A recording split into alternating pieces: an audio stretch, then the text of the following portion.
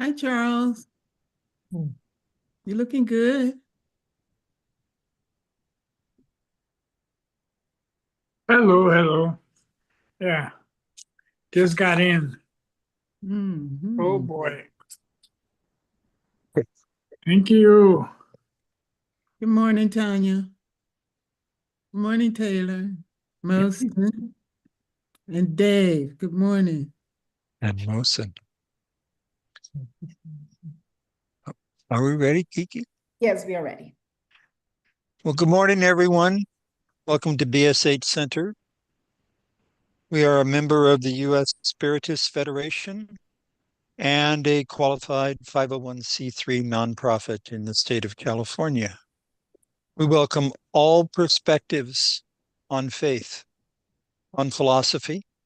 This is an open meeting, and everyone is encouraged to comment and ask questions freely throughout this meeting. We begin every meeting on Sunday with prayers.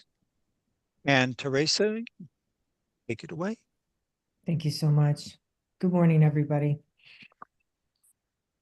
Let us find ourselves come to stillness, connecting with our breathing, and bringing our attention to this now moment as we enter into prayer in the presence of the divine. We say hello and welcome to all the spirits who have joined with us. We express our gratitude for their ongoing inspiration, guidance, and protection.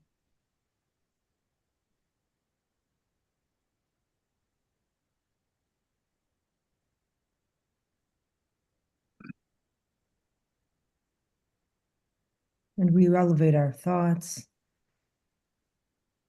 connecting with the divine Mother, Father, God.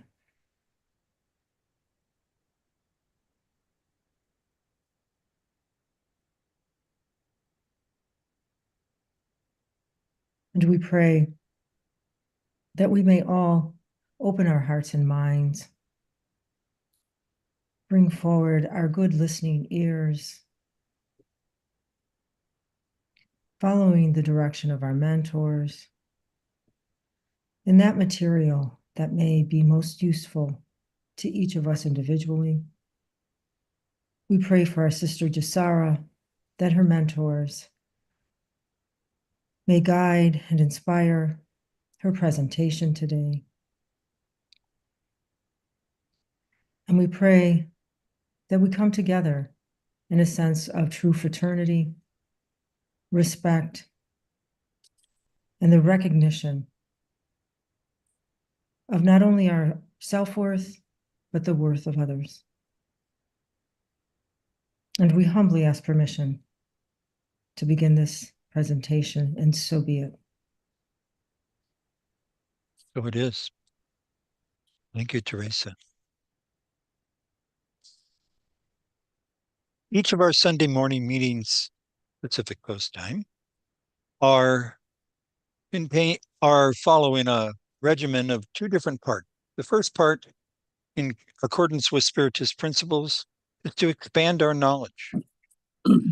And we do this throughout the week, but we do this primarily on Sundays with a featured speaker. And we'll get to Jussara as our featured speaker in just a moment. The second part of our service is always charitable in nature. It's a healing service. Very simple, but very appropriate to coordinate with the fact that you are here now and you are paying attention to the lesson that we're going to get and reflect on it and apply it. And that's really what Spiritism does in principle.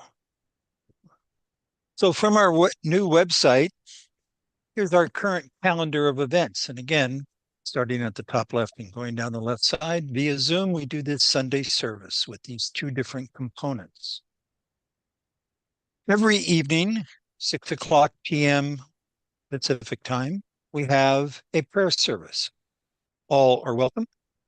It is an opportunity for us to pray in earnest for whatever is occurring in our lives or in the world. We also offer by appointment only fraternal counseling. These are by schedule on Wednesday afternoon. And if you ever need one-on-one discussions, don't hesitate to contact one of the key people or through the website or the email location.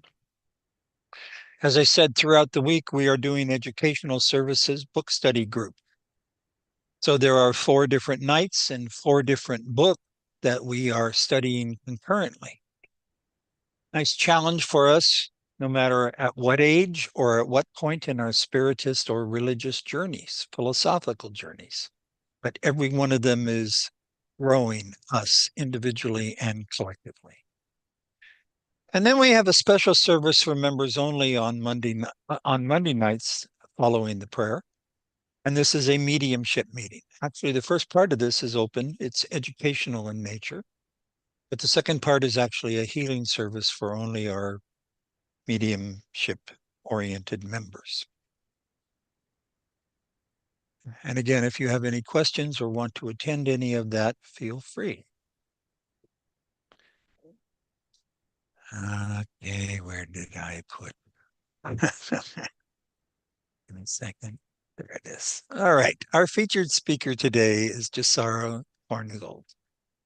And I'll give her speech and introduction in just a minute, but I want you to realize how privileged we are to have this person with us right now. She is the General Secretary for the International Spiritist Council and the former president and current vice president of the U.S. Spiritist Federation. She is also the executive director of the Tri-State Spiritist Federation. As one of the founders and presidents of the Spiritist Group of New York, she has been deeply involved in the dissemination of Spiritist, and dare I say, in English, as well as Portuguese.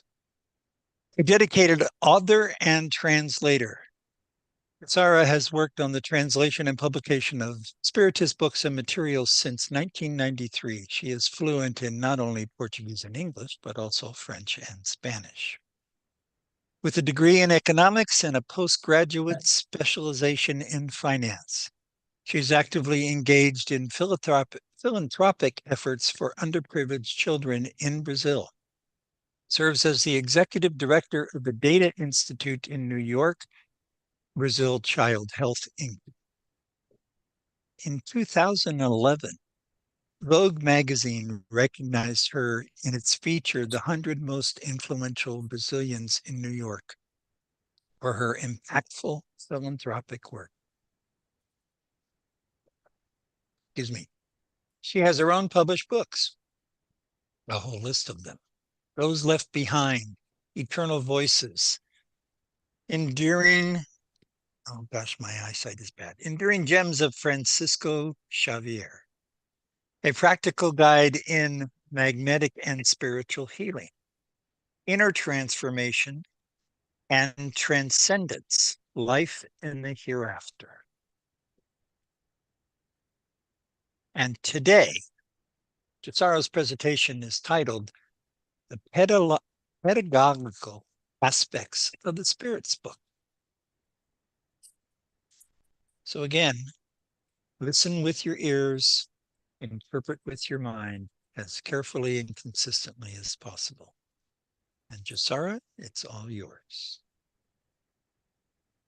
Yeah, thank you, Mark. Thank you, everyone. It's so great to be here with you again and to be able to participate in this work. I remember when it was just starting, and it's so good to see how big it is now and how much work you are doing, and it really brings so much joy in my heart. Congratulations to you all, and that's it. Let's us all keep on doing the good work. If I may remind everyone, please mute your microphones. Okay.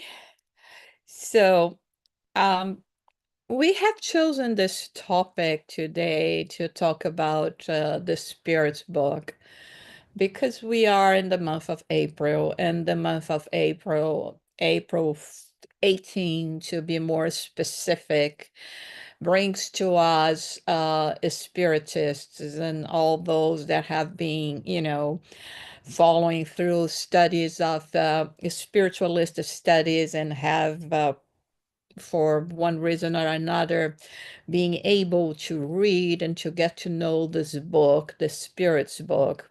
We know how important it is for us to, in terms of understanding more about the spiritual life, about our spiritual nature, and what is our role here in the world. We normally don't think that much about the difficulty of bringing this book about, or, publishing this book, how hard it was for Kardec. I'm going to be sharing with you some of the slides, and we're going to be going through them.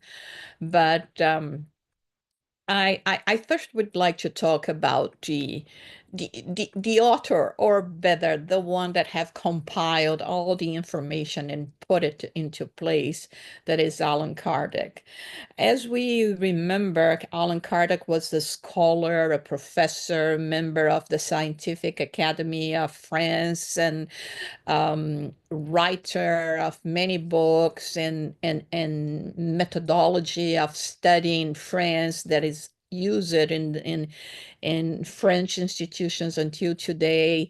So he was a very well-known and respected man and scholar, and he got um, he heard about the table turnings that came from here, from the United States, this phenomena that started here with Sister Fox in 1848, traveled to Europe, and finally in 1855, Kardec, after being invited so many times to participate in one of the seances, he decided to attend with his wife, Mélie Gabrielle Boudet. And when he went there, he found something that was completely different of what he was expecting, because he was expecting to find, another kind of entertainment, the way people were describing things. But then he was before something that really made him think, because all of a sudden there was a table answering questions with reason. And then he started thinking and said to himself, well, a table cannot reason. There has to be a force behind that.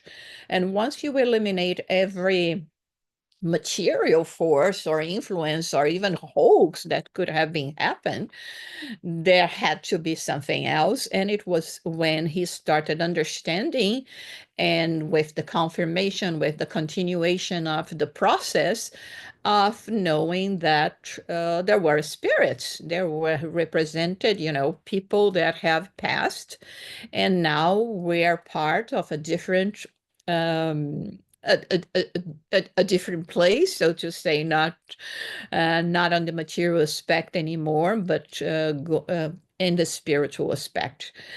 After that, he got a hand, it was given to him more than 50 books with messages. Books meaning, they have compiled all the messages in files, and they had so many messages that spirits had been communicating already. And so they asked him to start sorting out those messages to see if it could make any kind of any sense. And you can only imagine, being before a completely unknown phenomena, right? Having to use scientific methodology, and not many people getting behind it. Like, he himself was very skeptical at the beginning, but he decided to start doing this work. And so during the years of 55 and 56, he continued doing this work. And because he was so committed to it, everyone started saying that he was a missionary, that he had, a purpose in all of this. And that started affecting him very much in a negative sense, because he was not looking for any kind of distinction through the phenomena or through everything that was going on, until finally on June 12, in a seance in 1856, he was able to talk to the what is called the Spirit of Truth, which we do believe to be Jesus himself, being the way, the truth, right? And the Spirit of Truth told him that he would be coming once a month for 15 minutes to him to clarify things. And it always keeps me thinking, when you are thinking about a mission as that, as putting all the spiritual knowledge together, and it's still you only are able to have 15 minutes a month of time with Jesus, right? Anyway, so he talks to this Spirit of Truth and asks him if it was true what people were saying, that he really had a mission to fulfill. To which the Spirit of Truth replied, listen, we can only say that this is a mission, or this that you are a missionary once you have accomplished it.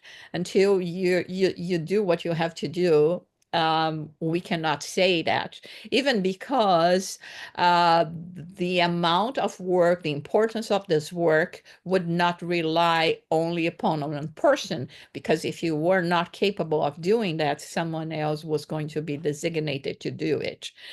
And then in this conversation, Kardec very touched and about the responsibility. He thought, even because the Spirit of Truth explained, listen, don't take it for granted, and don't think that it's going to be something easy. You may fail.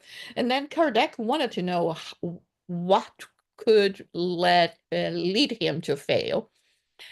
To which the Spirit replied that it was something that would be related totally to his moral aspect, not intellectual. Because Kardec at that point was thinking that, he could come short in terms of intellectual knowledge and possibilities. But then the Spirit of Truth said, what you need is to be charitable, is to commit to the work, is to sacrifice yourself, your life, to the point that if you were not doing that, perhaps you would even live longer years. So that was the package that the Spirit of Truth presented to Kardec.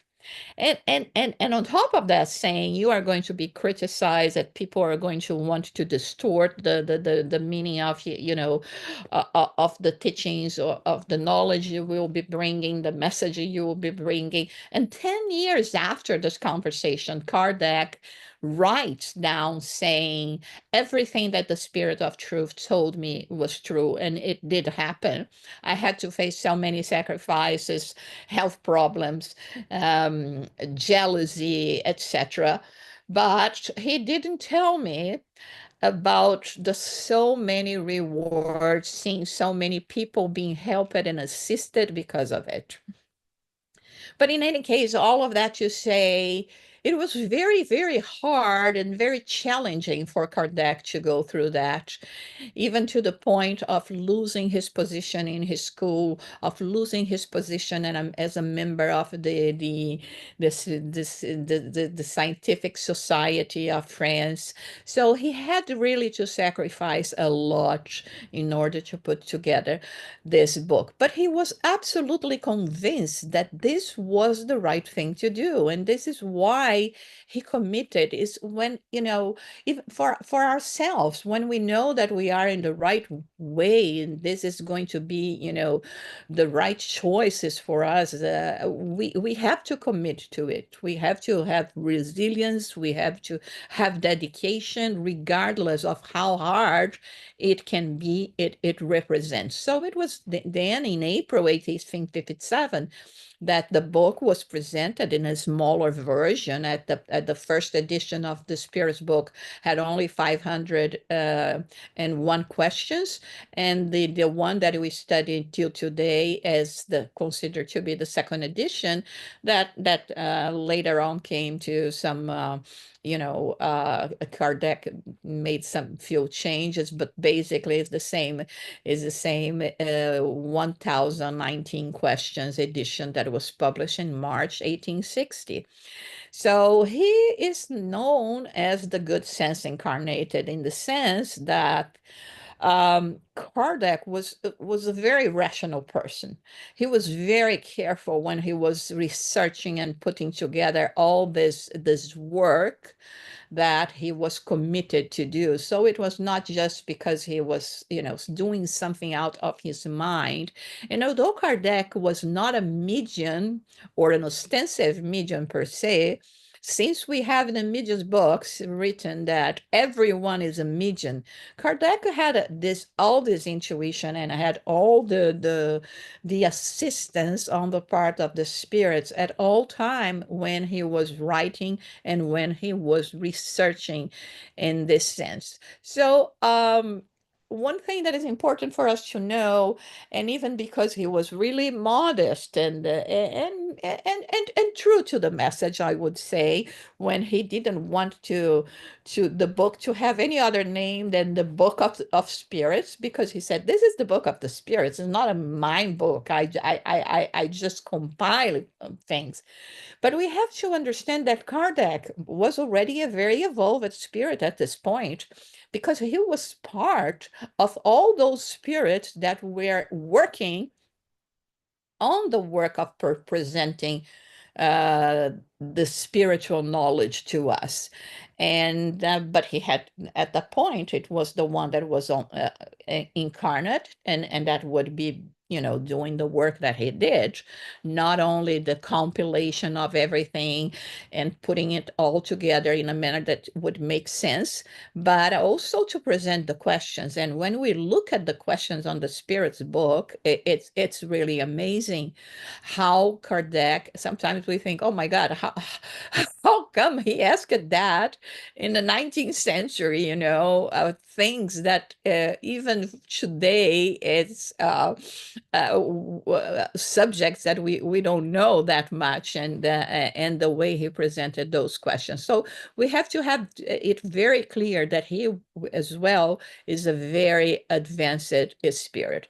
Those are some of his friends that gave to him the notebooks of communications for him to analyze. This professor of physiology, Mr. Tiderman, the other member of the French Academy, René Taillandier, Camille Flammarion, that is a very well-known and respected astrophysicist, and Victorien Sardou, that is a playwright and was a medium himself as well. So Kardec thought, when receiving it, he thought that there had to be a way of him putting all together in a very methodological way, following not only, the methodology of science, but because he was a pedagogue and professor and a teacher, he had the way he presented the Spirit's book is very interesting, because we don't have the book divided in 4 parts just because he thought it was going to be easier this way, or he didn't put the chapter 1 as being the chapter 1 because whatever, we have to start some way. There is a line of thinking that connects perfectly when we look at it, the way that he presented it in a pedagogical way. And this is what we are going to be showing it now. Just for us to have an idea that the contact to describe it in Kardec's printed works. Of course, this is all along the works of the codification and research done in terms of understanding better Spiritism, came to this conclusion that Kardec was having contact with 37 countries, 18 in Europe, 8 in America, 5 in Africa, 6 in Asia, a total of 268 cities that were sending him, communications, and that they were having communications that they were having with spirits, the questions that Kardec would be sending to different centers, different places. At that time, they were not called a spiritual center, but different places, different mediums, the same questions, so that he could see the answers to compare one with another. So it was a very thorough work that Kardec was doing. And this is what we call the universal control of the spiritist principles. It was not just because one or two or three spirits and mediums replied, gave an answer to a question that seemed, being the same, that Kardec would put it in the spirit's book, but it was a collection of many messages, different mediums from all those different places that we saw, that were being provided, and that he was cataloging.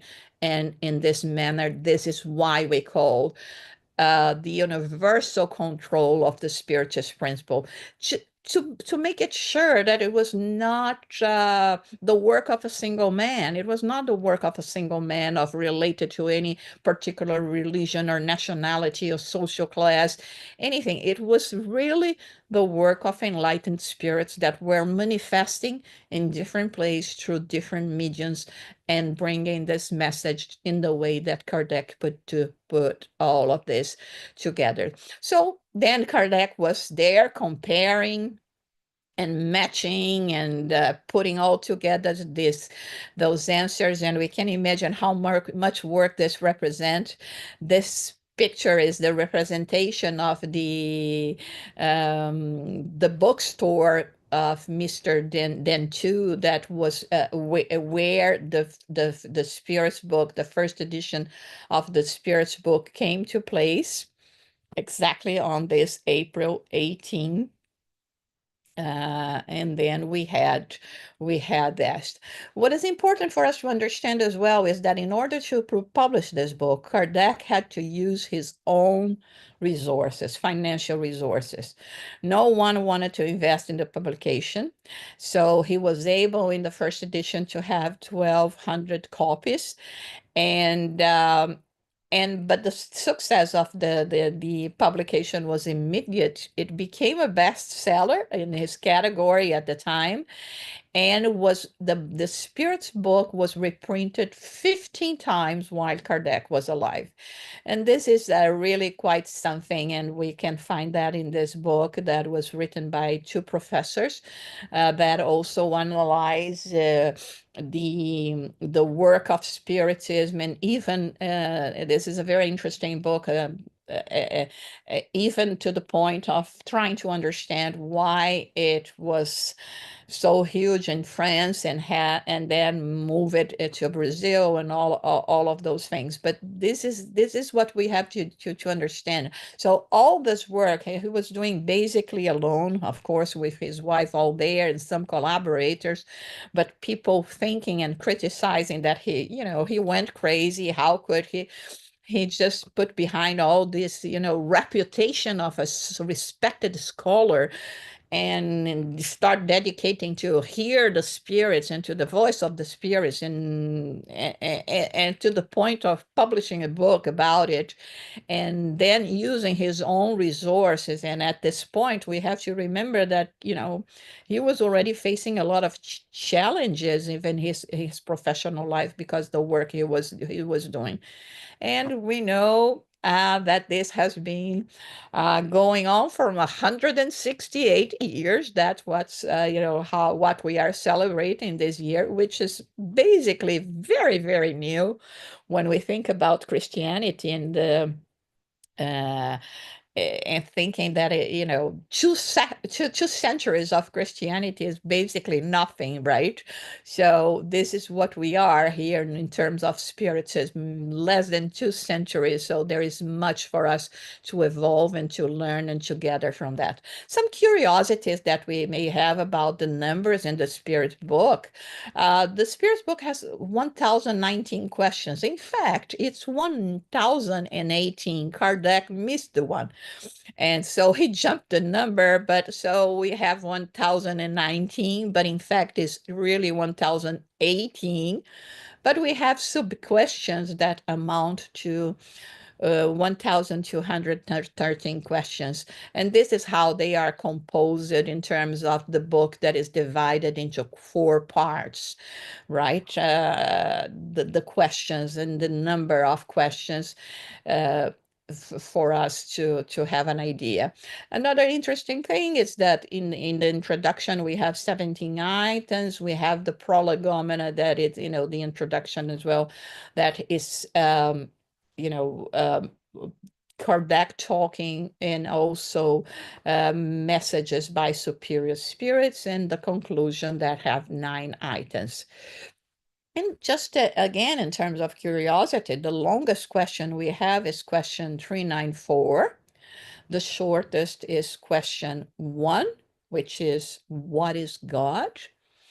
And the longest answer, 1009, and the shortest answer, 625.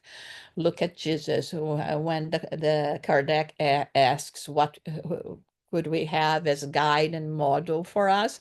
And so the spirits reply, Jesus, or look at Jesus. So this is the shortest questions we have. One interesting thing as well, another thing that is very important, is when we read it, the spirits book, it's so interesting because, sometimes people say, well, I read it already. And then we go and continue studying. And I know that you also studied the Spirits book, and so many of us are constantly studying the Spirits book. And then you go to a question and said, I have never read this before, right? How come? It was not here before. Yeah, it was there before. We were not there before, because the more we evolve, the more we gather not only knowledge, but the practice in our day-to-day lives, how we conduct ourselves. We start, peeling the layers that were there, but we couldn't see in the first place. And so when we look at the Spirits book in terms of, the areas of human sciences that it touches, we will find philosophy when it talks about thinking and meditating about the existence of God, the formation of the universe, the origin of things. In economics, when we talk about the law of labor, society, equality, etc. Biology, when it talks about, reincarnation, embryology, evolution, genes, inheritance, all of those things, everything is there, is contained in the Spirits book. And why Kardec divided the books in 4 parts? He wanted to put it the books in a pedagogical way that would be would lead us step by step to the understanding of the next part. So the first, the first, the first part that the book that we are going to have, the first part is the part that talks about the creation, the part that talks about God. How can we start talking about spiritual things, is starting about talking about ourselves and how we came to place without thinking about a creator? So he had to start with God. So it is not by chance that this is the first chapter. And he had so much clarity and so much good sense in this way that he didn't even, when he presents the question, he says, what is God, or not whom is God? Thinking that it's something that cannot be contained in just a human body, right? And the second part of the book, he talks about the spirit world. Okay, there is God, there is creation, there is all of that, and then there is the spirits. So let us understand about the spirits, about our role in the world, and how we transition from, this life in a spirit, a physical body, to a life in the spirit world. And once we get to all that, well, what is this purpose? What is the purpose of God creating us? And what is the spirit, journeying into all that? And how can we get into this journey if not uh, with the aim of getting, morally speaking, much better than we are. And finally, the fourth part that he talks about hopes and consolations, both in the physical aspect of life as in the the spiritual aspect. So in book one and part one, we have basically God is spirit and matter. And are the chapters that we have: God, the general elements of the universe, creation, and vital principle. So only always remembering that God is the primary cause of all things and created these two universal elements: is spirit, the intelligent principle of the universe, and matter, intermediary agent upon which the spirit acts. So this is what we have: God is spirit, matter. And this we find in the first part of the Spirit's book. So this is how we have, or Kardec thought we had to depart to start understanding about our creation, about the creation of the world, about the creation of the spirits, how matter, what is the role of matter, what is the role of the intelligent principle.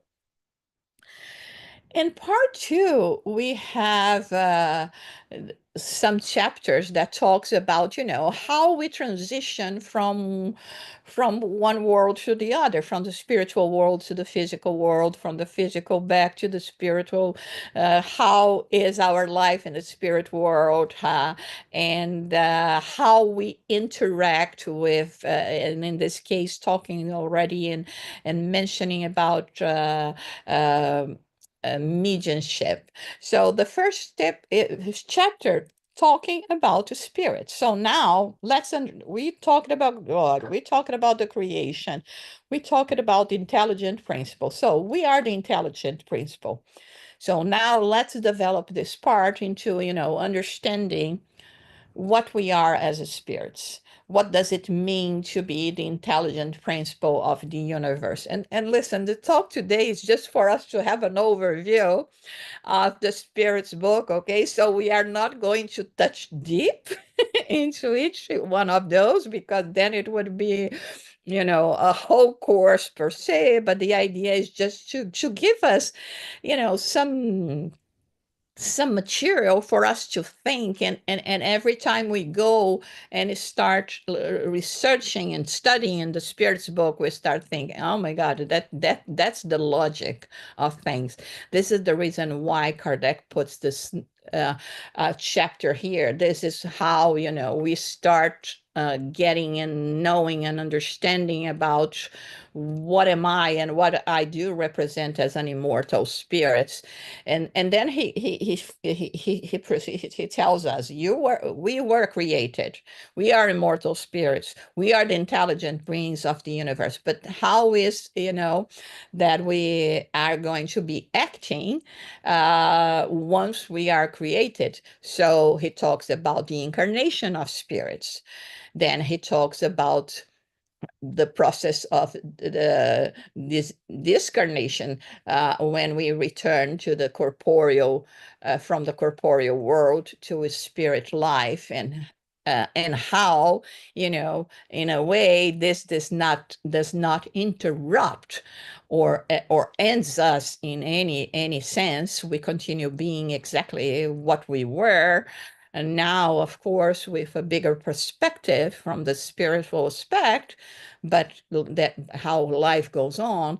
And not only goes on in terms of I don't die, I return to the spirit world, but I'm going to be reborn. There are many existences. There are the plurality of existence. There is reincarnation. And so how this process of reincarnation occurs, and how can we really, he really gets deep into that, these considerations about reincarnation. and how much logic it brings to us when we are studying those particular 2 chapters. Then he talks about, well, okay, and now you return to the spirit world. How is the spirit life? And let us imagine that at this point, we didn't have the books by Andrea Lewis, okay, that today give us so much so many details about life in the spirit realm. Okay, we're talking here, the beginning of all things, but when we didn't know anything. So he brings already some considerations about what is the life of the spirit. What do the spirits do once they return to the spirit world? And how is the process of reincarnation? How come I reincarnate and then I forget about everything? Or if I bring um, my talents from other incarnations, like when we talk about the geniuses, or people that are mentally impaired, when we know that the spirit's not mentally impaired, it's just a situation of the physical body. So all of those things that he brings to us as well in those chapters. And in a sense that he even goes deeper as to talk about the experiences that we have as spirits, um, momentarily let's say momentarily not that much tied to our physical body when we are in the state of sleeping, that we can have, experiences through what we call dreams.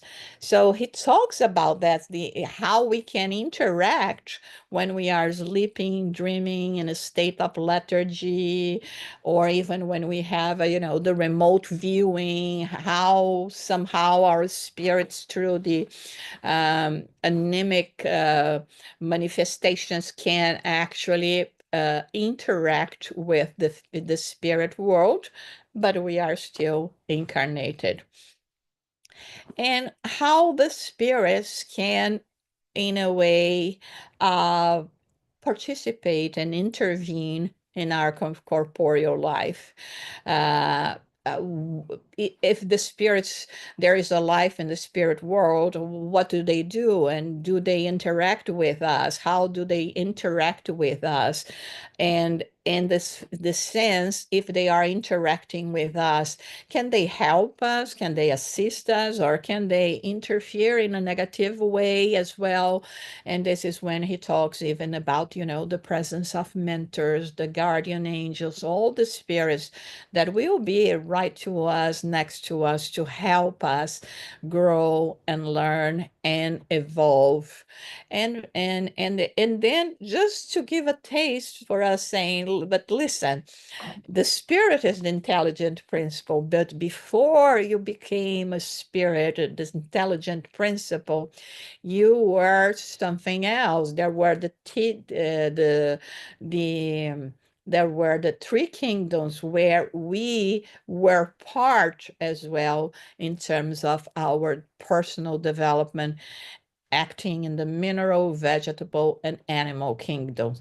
So normally those are subjects that are very, very hard for us to understand, but it's important for us to understand how much we have been and for how long we have been created and have been participating in the work of the creation. In part 3, when he talks about the moral laws, the important thing is when he talks about those moral laws, he's telling us about our relationships with God, with ourselves, and with others. But everything culminating with justice, love, the law of justice, love, and charity that represents everything. And that is part of God's attributes. God is sovereignly good and just, and this is what we have to understand. And it's interesting because even the way that he divides the laws, the moral laws, he put it in 10 moral laws, it relating to Moses' 10 commandments as well. And those moral laws, they can be aggruppated in 4 different groups, being the law of worship and labor, the second one, law of reproduction, preservation, destruction, the other one, society, progress, equality, freedom, and then law of justice, love, and charity. So we see that the law of worship and law of labor establishes our individual duties towards God in terms of worshiping and in searching for any useful occupation that can make us, fulfill what we came here to fulfill. In terms of the law of reproduction, preservation, and destruction, they are related to our very essence, in terms of continue existing. And once we are here, how we are going to be trying to preserve ourselves, but at the same time understanding that everything that is related to matter, we also go to a time of decay, and there is what the law of destruction comes about. And the law of society, progress, equality, and freedom. And I mean, when we think about it, how that was the work of Jesus all the time, when he was teaching us to love one another. Um, because there has to be union among ourselves. Had never, there should never be a reason for us to compete with each other, because we complement each other, and none of us are able to survive individually. So we need each other talents. We need each other's, possibilities. The differences are great because they complement us. And with reincarnation, we are going to be able to learn about all those possibilities.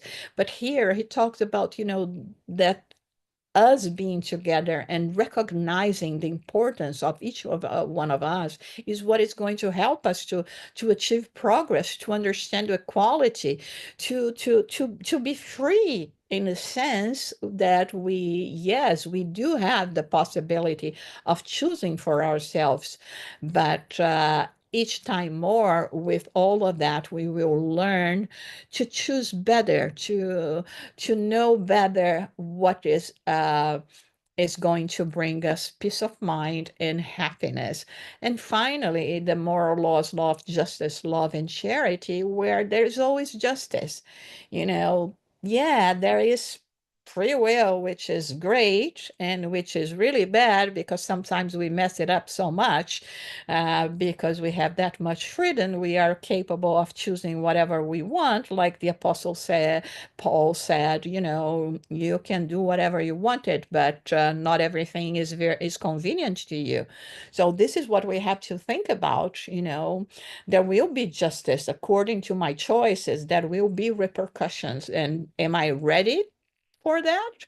So how am I going to act from now on, thinking about this?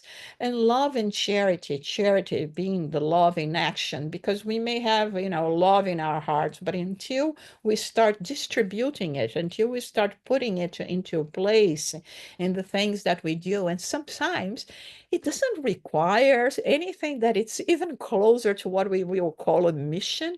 It's little things, little gestures that we can do on our day-to-day basis that is going to make the difference.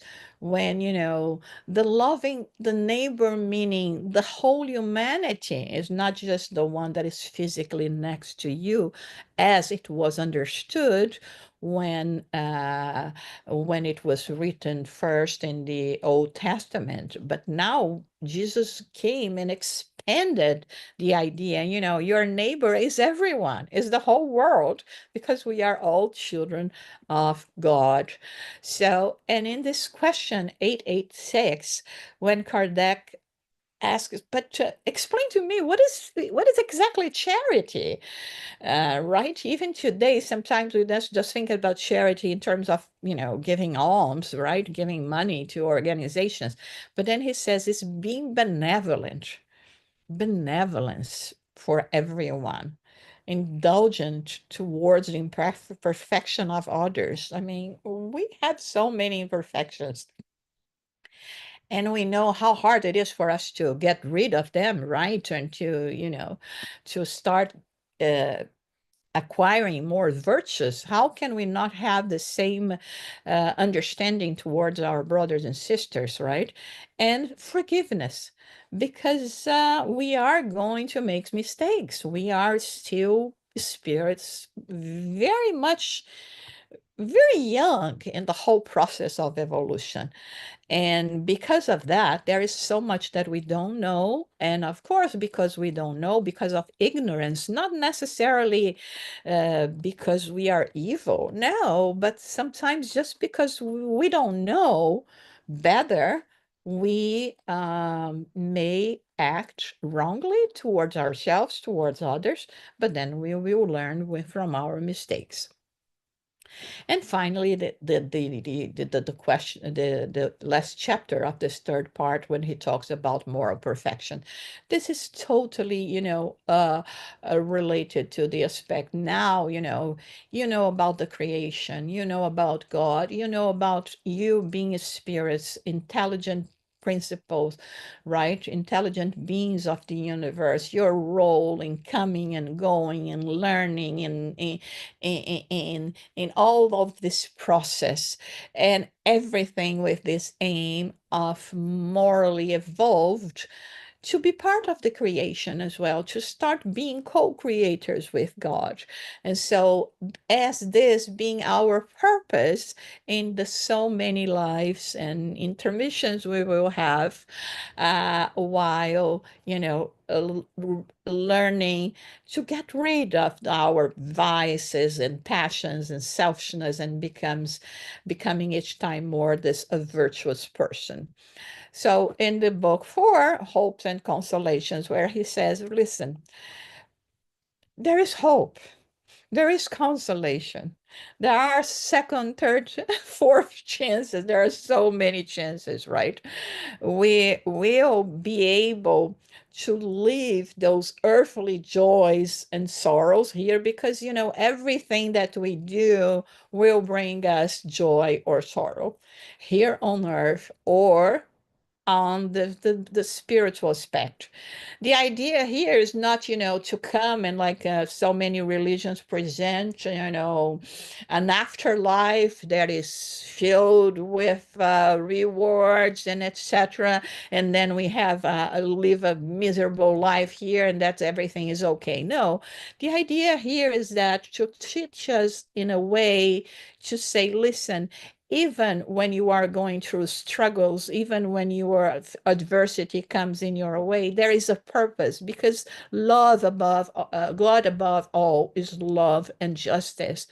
And the idea here is not to destroy us. On the contrary, is to prevent us from destroying ourselves. And sometimes the only way that they can do that is very much like a loving parent that is put their children on timeout and say, you stay there, because if you go out, you're going to mess up, you're going to do things that are going to compromise you even more. And so sometimes, those things that we have and that we face in life represents those timeouts for us to reflect, for us to, to take a different turn in our lives, but never to destroy us, even when they are painful. And happiness, it is of this world when we are putting our values on the right place. If we are just putting our values on the material aspects of life, on the illusions of life, they're going to finish like everything else that is material. But if we are putting ourselves into, in situations where we are here to serve, to smile, to talk, to learn together, to be together, we will be feeling this happy, this joy together. And and the future world is going to be the same.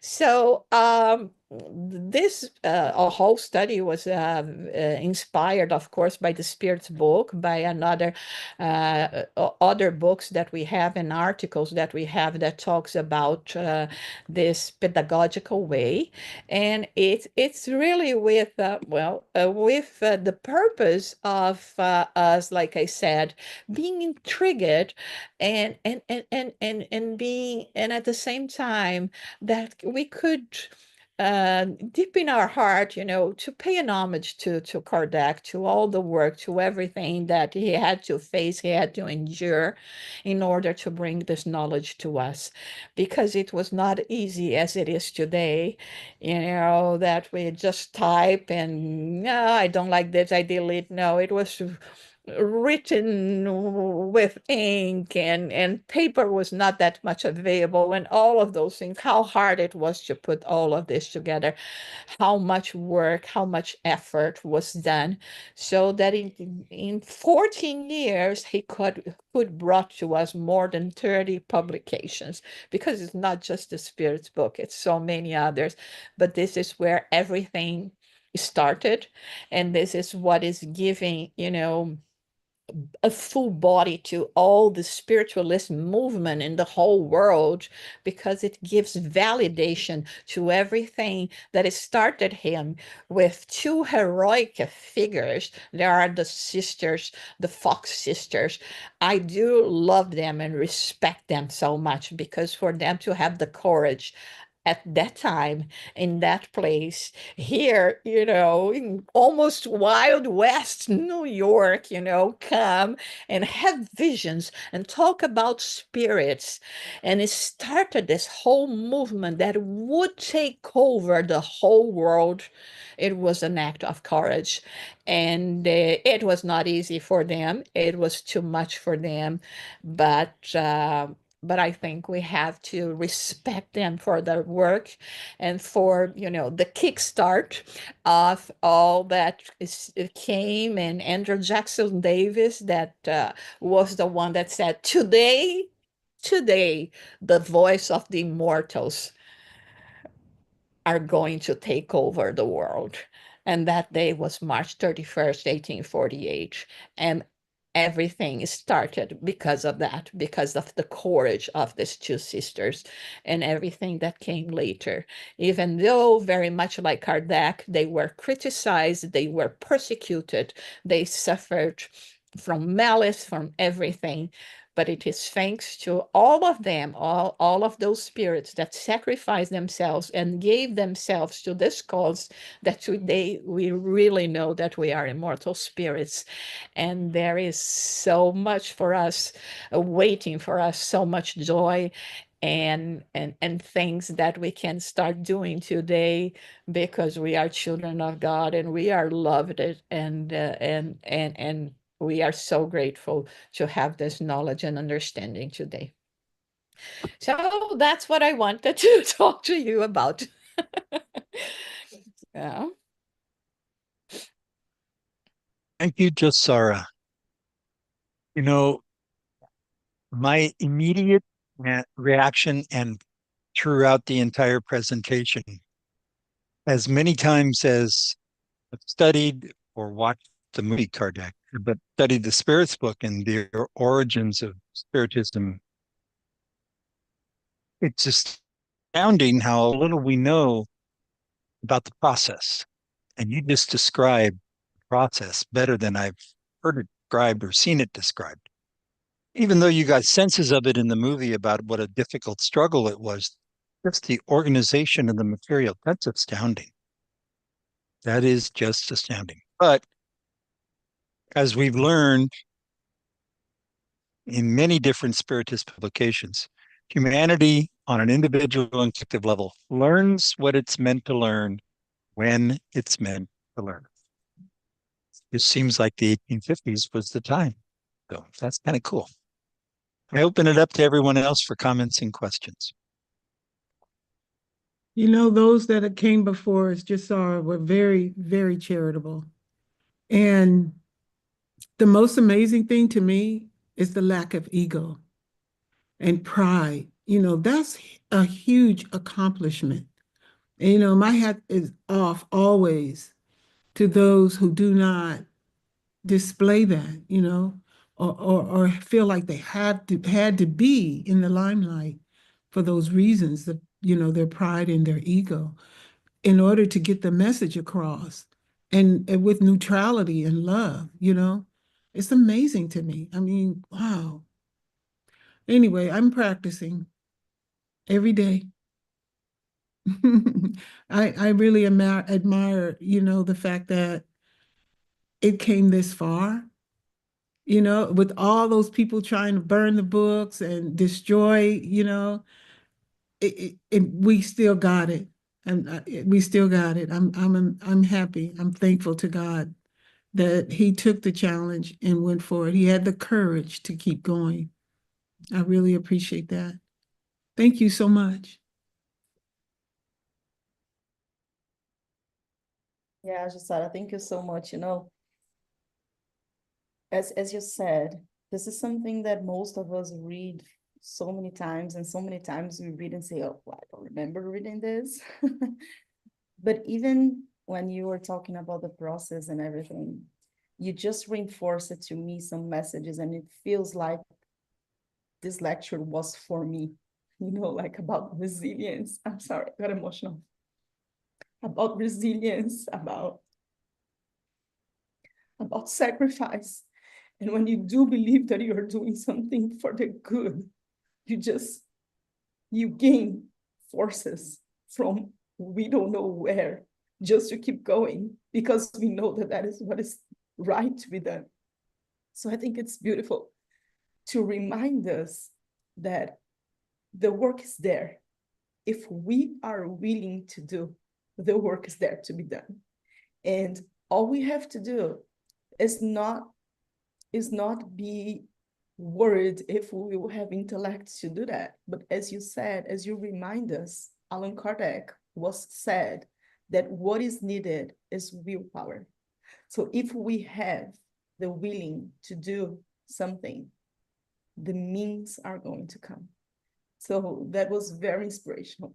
Thank you, sister. I'm sorry. I'm being emotional. Thank you.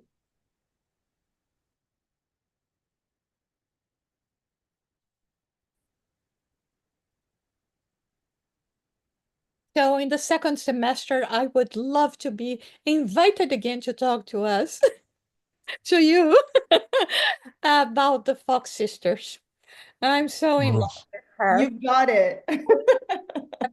And I think it's our duty here in the US to make them known and being more appreciated and understanding how hard it was and how beautiful it was for them to have done what they did. And so I have a lecture that I prepared for a few years ago. I mean, and it was, and you know what? They were my neighbors.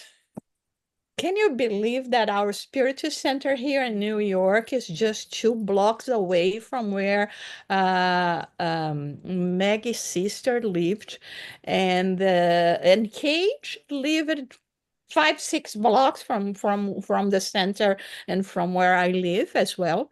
I mean, and then you think, oh my God, what a coincidence, right? They died here in New York. They were buried in a cemetery not very long, not very far away from here. And so, we have to change their reputation and make people know and understanding. And I don't know if the whole spiritualist community, because there was so much, intrigue about them. Yes, they face it, alcoholism, but we have to understand the whole concept, and being very indulgent and thinking, if we were in their place, wouldn't we be doing the same thing?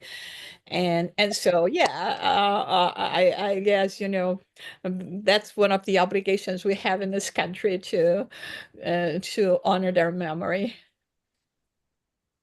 Thank you, Jussara. And I will look forward to hearing about the Fox sisters. because they played their part, right? And it will be good for us to get more information, just like the spirits book. I think what I enjoyed the most this morning, or afternoon, was, hearing about Kardec's, beginnings, and, like, could he leave out information? Could he take a shortcut? And, it impressed me the same way when, the letters of Mother Teresa came out, all her, feelings of loneliness and where was God. And it's really good for me as a human to hear these things, because in my mind I can think, well, I can't even, reach where they were or something. But it helps me to realize, no, they were having their human experience.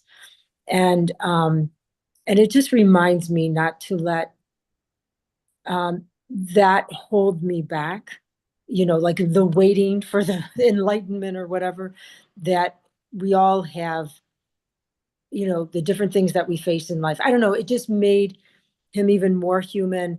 And the idea that, yes, he was an elevated spirit, but here he was, walking on the earth like the rest of us. And so I don't know, it just brings forward that idea about, do the best that you can, do the best that you can.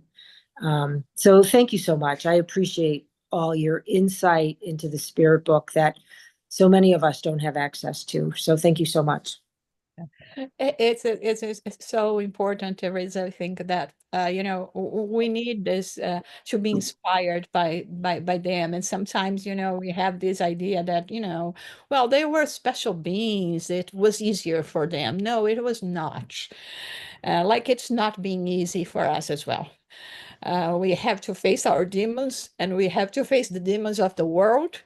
But like what said, when we know that what we're doing is what this is the right way, this is the right path for us, no matter what, we have to continue going into this direction, and remembering that even though they were more special than us, and that's why they did so many things that are much more special than we are capable of doing. But regardless of that, they had to face that. They didn't fail. They stand in the way of their beliefs, and they did what they had to do. And we are going to be doing as well, and we are going to be reaching the same level, because this is progress, and progress is for all of us. And this is what we are doing here. So we have just to keep up doing the good work, right? And just believing and just trusting that there is a process. And sometimes the process, even though it may be very hard, it may be seem sometimes that the whole world is against us, right? Or, okay, if I'm doing, at least if I have the intention of doing what is right in relation to the creator of all things, that's what matters. And this is the way that we are going to be doing. And we are not alone. We are many, many, many already in this path, in this journey. And I'm sure that even though we may not be seeing each other that much and hugging and physically speaking, spiritually speaking, we are all called during the night to be together, to go to the same school. Okay, now you need reinforcement in this class, resilience. Okay, so let's teach today about having more resilience. And we all go there and listen to those stories that inspire us so much, and say it's part of the process, even because, to us, like when we talk about the life of Chico Xavier, which is such a special spirit. And then, he went to poverty. He became an orphan at such an early age. He was abused by family members in terms of cruel aggressions, physical aggressions. He had to be labeled. He was labeled crazy. Can you imagine in 1927 in the a super small country village of Brazil. Then comes someone that says, I see spirits, I hear the voices of spirits, and all of that. And I mean, all the health problems and all of that. And then, like you said, Teresa, he's human. And it is to teach to us, regardless of everything that you're going through, that is part of being human, of the human process. We all can do it. They did it, and they showed us the example that is possible for us to do it, very much like Jesus, did first. Jussara, thank you. Thank you so much for your contribution now. We understand that the body of knowledge of Spiritism is pretty much the core knowledge of it is a universal knowledge, and it does not belong to a particular people, to a particular group. It is universal, belongs to all of us. And even Kardec, at the end of his life, he said that the most important charity that can be done is to diffuse, to disperse, to disseminate the knowledge about Spiritism. And 200 years almost after the first publication of the Spirit's book, we're still struggling in educating or helping people understand, okay, we have a body of knowledge over here that can impact the whole field of knowledge. Spiritism knowledge can influence medicine, can influence education, can influence the economy, can influence the architecture, even interpersonal relations. And we still struggle to reach out to make sure that this knowledge be understood and spread throughout the world because we know the benefits of it. I'm glad that we are right in the beginnings of this transitional planetary transition where these values will be more accessible to all people. But what can we do, pedagogically speaking, to ease or to facilitate a better understanding of the Spiritism brings to the world? Mm-hmm.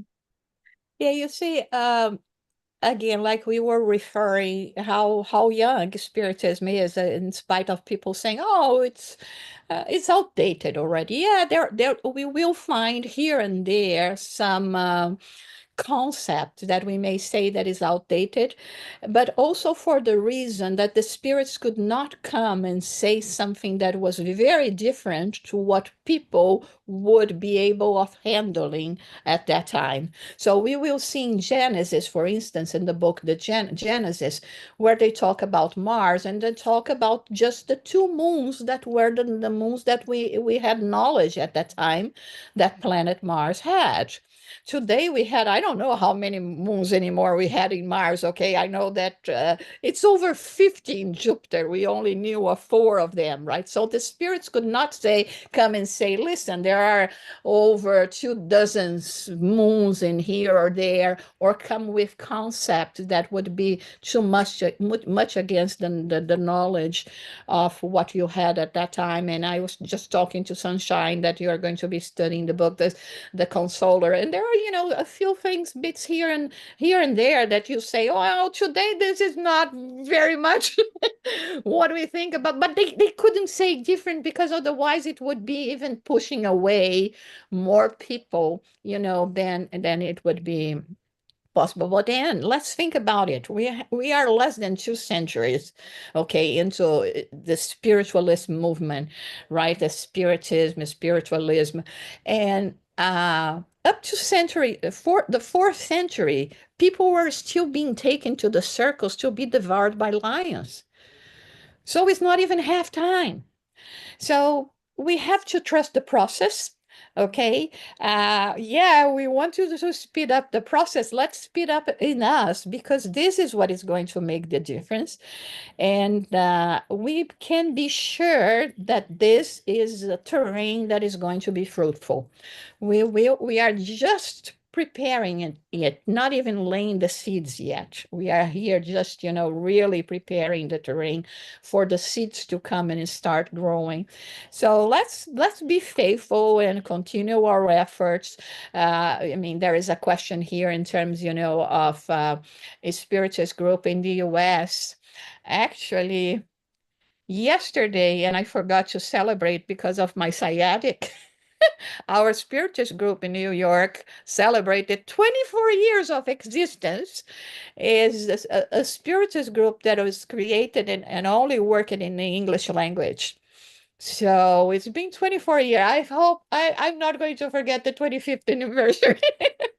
But it's, there are many groups already in the US, like yours, that has been working just in English, that have been having, participants of different nations, especially here in New York, because we have so many different nations.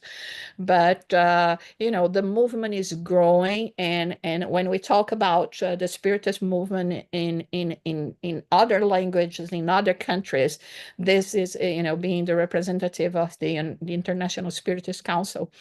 This is what we've been seeing as well. Each time more generations are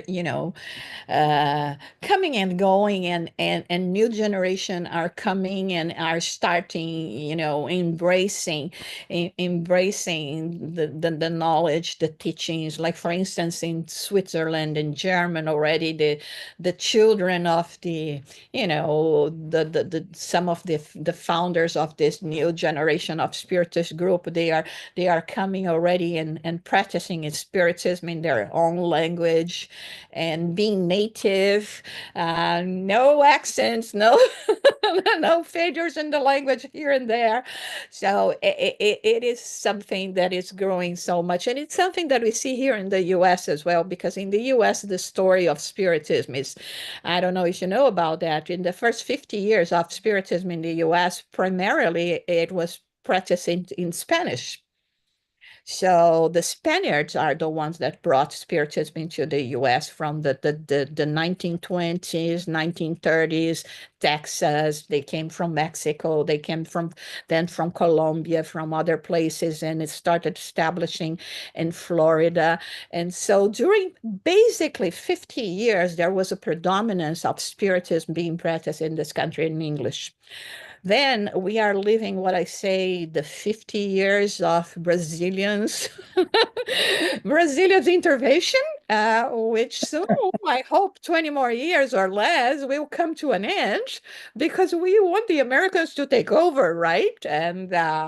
But yeah, the Brazilians came more at the end of the 80s, beginning of the 90s. So we are in this 50 years phase. 50 years, give or take. Okay, it's a number that I work with, but where we are seeing already so much. And you have to remember, when we think about, and many times that people do not take into consideration, because sometimes people come to me and say, oh, I don't see the growing.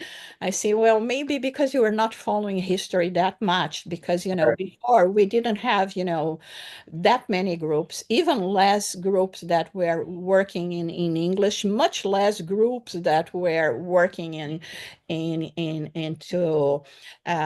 spiritism in English. Actually, at that time, 24 Right. years ago, it was just the Spiritist group of New York and the Spiritist group of Baltimore that were working in English, and now we have all over.